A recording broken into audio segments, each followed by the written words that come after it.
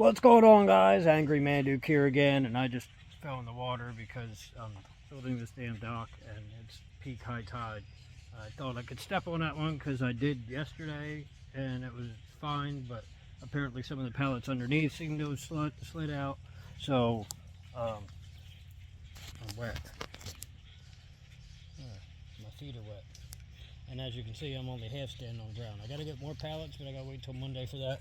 And even pallets are not the permanent answer. I am gonna go with a floating dock solution, but the pallets are gonna stay where they're at and be underneath of it because I need to be able to build in order, I need something to walk on so I can build. Anyway, that's neither here nor there. That's not what, well, I guess, let me flip this. We'll see if we can't. Yeah, you can see I'm standing on 3 now and it's not enough. This one goes under some, but like the shoes are waterproof, so it just can't get deeper than the shoes. There, that one goes down.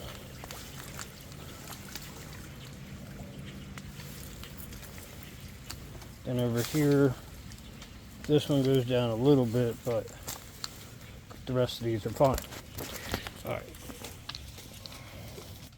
Alright, so what am I angry about? Has nothing to do with this, although I do think that's, that gives you an idea of what I was just walking on. In any case, this is an angry and also a comparison video because I'm angry about Rockville, but I want to compare the different festivals that I've been to in order to give you an idea. And I'll have clips. It's not like you're going to be looking at the swamp the whole time, but I'm trying to give my subscribers an idea of what I'm doing with this. And I want to compare the Rockville experience to the Blue Ridge experience to the Exit 111 experience. My first festival was Exit 111, and that kind of made me spoiled. The people who did Exit 111 were the same people that do Bonnaroo. I understand the first Bonnaroo was a shit show, but they figured out what they were doing, and by the time they got to Exit 111, they were pretty damn good at what they were doing. They knew what they were doing. They checked us coming in, but we were allowed to have campfires out there because it was October in Tennessee, high in the mountains. So it was in Murfreesboro, which ain't super high in the mountains, but it's higher elevation, so it was getting a little chilly, and it did get chilly while we were there, so being able to have a campfire was nice. But still, no liquor and only cans, no bottles, all the standard festival rules. You were allowed to have drones, and that's why I have drone footage. The shows, like, there wasn't any major splits for me, but it was a 3-day festival, and I mean, headliners were what? Leonard Skinner, Def Leppard, and Guns N' Roses. The only headliner I wanted to see was Guns N' Roses, but I got VIP for Exit 111. Exit 111 taught me that VIP is mostly bullshit. The air-conditioned trailer restrooms were nice, but in October I didn't really need air conditioning, and the heating wasn't like spectacular or anything. Plus, it's not like I'm sleeping in there.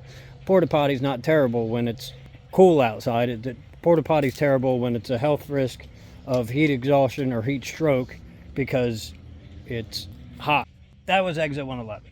Was it organized well? Yes, but VIP I felt like it was a ripoff. On the second stage, and there was only 3 stages, on the second stage they had a nice section sectioned off, and yes, I did have access to different alcoholic drinks than the rest of everybody else, but everybody else was happy with what they had. And camping, I wasn't as prepared then as I was in later festivals, but it was my first festival, and I was working the truck. It was before I got Casper, so I could park the truck in Tennessee at Nashville at a truck stop and get a rental car and go to this festival. But I also had to buy all the stuff to do the festival, tent and whatnot, and I wasn't expecting the weather, because the weather swapped from 80 degrees to like 50 at night, so that was ridiculous. But I can't blame the planners for the weather. What I do blame on, well, I don't like the planners of Exit 111 did a damn good job. The only thing I'm sad about when it comes to Exit 111 is it's not an ongoing festival. Yeah, it was rock and metal, so there was Deftones there, and there was Gojira was there, and Amir was there, and than Whitechapel and Lamb of God, Guns N' Roses. They're not really metal, but they're heavier rock than, say, Def Leppard or definitely Leonard Skinner. And I walked out of his show not because it was bad, but because that's when the weather changed. And I was in shorts and a t-shirt, and low 50s is not shorts and a t-shirt weather, especially not at night. So then we move on to my next one, which was Blue Ridge 22. Blue Ridge 22 was a badass show. Let me get off this dock. The lineup was absolutely spectacular, like 190 different bands. The planning was good because the bands that you had to make choices between were like not obvious why you would want to make a choice. Like, I think the only time I had a split was Hollywood Undead and Lamb of God. And that was only because I'd never seen Hollywood Undead, and I'll probably never watch them again. They're a drinking band. They played on Sunday night. They were supposed to be VIP drinks, but they let us drink the VIP drinks in regular. I was glad I didn't get VIP. The camping situation was but everybody got in fine. They didn't oversell. And I heard people saying that Rockville was better planned than Blue Ridge, but the best time I've ever had at a festival was at Blue Ridge 22. But, you know, they searched us, they had the bomb sniffing dog. I didn't break any rules because I never break rules the first time I'm going to a particular festival, because I don't know what security is going to be like, and I don't know how detailed they're going to be, because Exit 111, they searched me pretty damn good. But there's some places that they never check, and they're, you know, going to my second one being Blue Ridge, I wasn't pushing the idea of the things that they never check. Now I do push the idea of things they never check. In any case, my next festival was Blue Ridge 23. I have a video about that. I'm not going to link it. You can go look at my channel if you really want to see it, but I just don't do uploads that way. Sorry, I'm not a big YouTuber. I don't get paid for this shit. It is what it is. Anyway, my next festival was Blue Ridge 23. That was unfortunate, but for all the people that bitch about the way it was planned, that storm was not planned or predicted. Like, apparently AccuWeather said 15 or 20 minutes before it happened that it was going to happen, but it's not like anybody knew it was coming. Because if they knew if it was coming a week in advance, they might have been able to move the festival. They might not have had that problem. Like, the problems that they had because of the storm, well, the people who worked at the festival were camping and their shit got destroyed just like ours did. I wouldn't sleep in a car for $20 an hour working 10-hour days. That wouldn't happen. They all quit. That was the biggest problem. Then there was the problem that the main stage got hit by lightning and it sounded like shit. So yeah, Saturday when Slipknot played, they sounded like crap, and I didn't really see anything else on the main stage that day, but that was because that stage had been hit by lightning.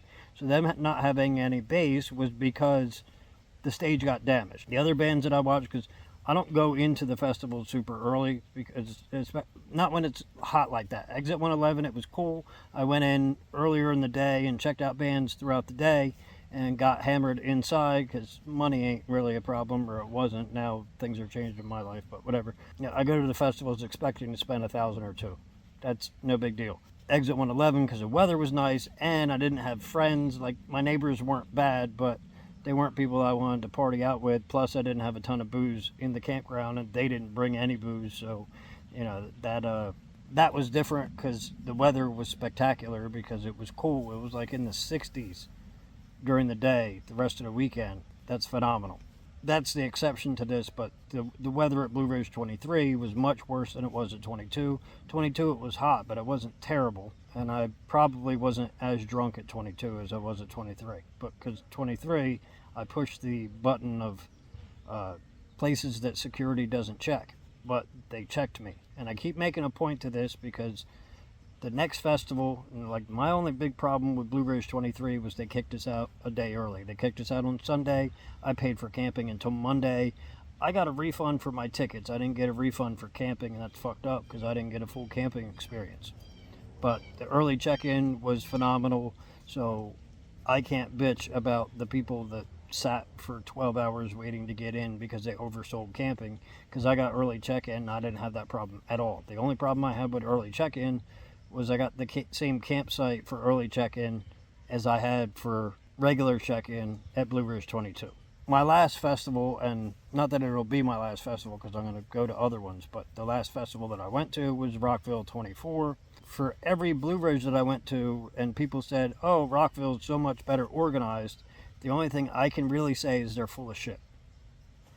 The second main stage at Rockville all day Thursday sounded worse than the main stage at Blue Ridge 23 after it got hit by lightning, but the second stage did not get hit by lightning.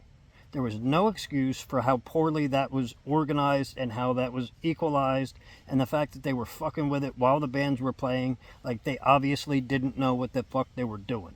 That was terrible. For organization's sake, because Rockville's so much better organized, they don't know how to fucking equalize a stage. Every other festival I've been to, they checked me going in.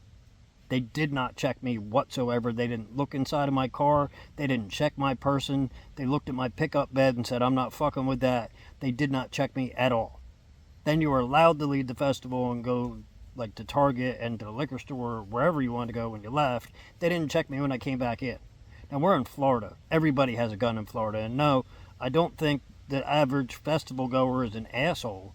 But all you need is one asshole to bring a gun in and have a shitty neighbor, and that could ruin the experience for everybody permanently. And like they didn't give a flying fuck about that at all. No, like nobody checked us at all. Now I played by the rules for the most part. Yeah, I did bring in 5 gallons of margarita mix, but to my surprise, they didn't check me at all. So I could have brought in whatever I wanted. It wouldn't have mattered. On an upside, they allow you to bring generators, but damn right, they should allow you to bring generators so you can run a fucking air conditioner in your tent. Now, I didn't know, and I didn't buy an air conditioner. I didn't buy a generator to go down there because I just got the truck. But, you know, I was set up for the same way I was set up for Blue Ridge, except I was set up a little better because I was ready for a storm to hit because it's fucking Florida. It rains every day in Florida. It didn't rain at all while we were in Daytona, and that's, you know, neither here nor there. The rain would have just made it more humid. The energy at Rockville did not match any of the other festivals. Now, to be fair, yelling fucking Slayer is much worse at a place like Exit 111 where fucking Slayer played than it is at Blue Ridge or Rockville where Slayer is not playing. But the energy in Blue Ridge and Exit 111 was so much better than Rockville. Rockville had no energy on Wednesday. They had no energy on Thursday. They had a little bit of energy on Friday. But the energy of the campground didn't really hit until Saturday and Sunday, and that's horrible. Then security had no idea where anything was. Like, there was racetrack security that works there all the time. They didn't know where festival stuff was, but at least they could tell me, like, if I knew what turn I was trying to get to or where I was trying to get on the regular raceway map, they could help me. But the actual security for the festival had no idea. Like, they just sat there and played on their phones and did nothing. And I'm supposed to think that they're better organized. Walking around inside, I didn't see a medical tent once. Now, I wasn't looking for a medical tent, but that's not something I obviously noticed. Poor planning. And the biggest problem I ultimately had with Rockville was fucking Jelly Roll. Jelly Roll playing before Limp Bizkit was terrible. I don't mind Jelly Roll's music, but I don't listen to it anymore because that was a shit show. He played lullabies. Like, he played after In Flames and played lullabies, and you couldn't get away from him because they put him on the main stage too, because he was just on the second main stage. They put him on the screens for the first main stage while Limp Bizkit was setting up. I didn't make it to Limp Bizkit because fucking Jelly Roll put me to sleep. Now, if that's better planning out of Rockville, one, Jelly Roll didn't really belong there because he's not a rock artist. He's a rapper and a country artist, and putting him at the top of a rock festival was stupid. But then, if you're going to do that, you could at least do something like Blue Ridge does, which is a better idea, to have the club experience. So he plays on a separate stage later, and you sell separate tickets for Jelly Roll, ICP, or whoever, because they get Nelly and different people in there. But if you want to do that shit, everybody else isn't subject to having to listen to that shit. They separate it, and you buy separate tickets for that. That makes more sense than putting fucking Jelly Roll opening for Limp Bizkit and killing the fucking energy. Like, the heaviest bands that were at Rockville played that day, and Jelly Roll killed all the energy from shit like Slaughter to Prevail and Electric Callboy. Fuck Jelly Roll. I know there's a lot of people that love Jelly Roll, and that's fine. But if you're going to a country show and Jelly Roll opens for Tim McGraw, that makes sense. But if you're going to a rock show and Jelly Roll opens for Limp Bizkit, that doesn't make sense. That's like having Slipknot open for Tim McGraw. The people that are there to see the headliner don't want to see that shit.